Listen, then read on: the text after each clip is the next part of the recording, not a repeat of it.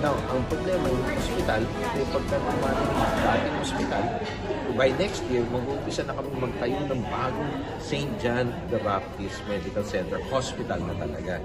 And doon, dadamihan na namin yung mga kama at saka kwarto para sa mga pasyente. But hindi namin kakalimutan pa rin kung ano yung aming serbisyo, which is still yung para sa buntis at saka para sa mga bata. Kasi pag tinignan mo talaga, ang ospital ng ibang ospital ay para sa infectious diseases and para sa mga complicated cases.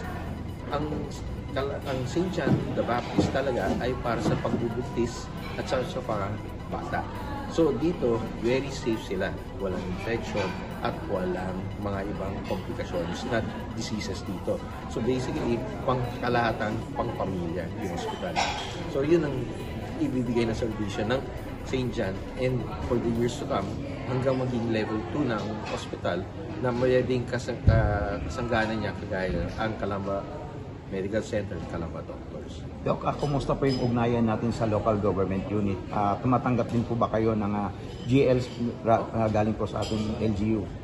Magandang tanong yan kasi ever since nga na nabuo ang St. John the Baptist, lahat ng letters of guarantee tinatanggap dito.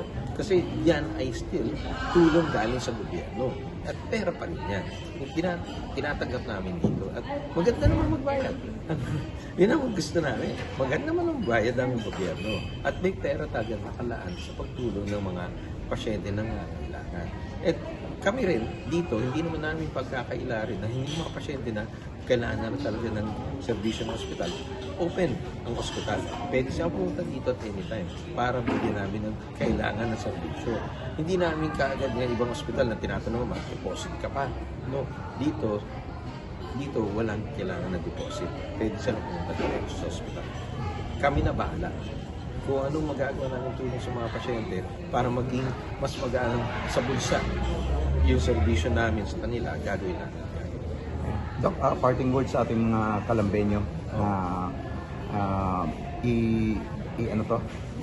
i-avail ang services ng St. John. Kami ay palaging bukas, 24/7 ang ospital ng St. John the Baptist. Kami ay talaga, ang tangkilik namin ay tumulong ng para sa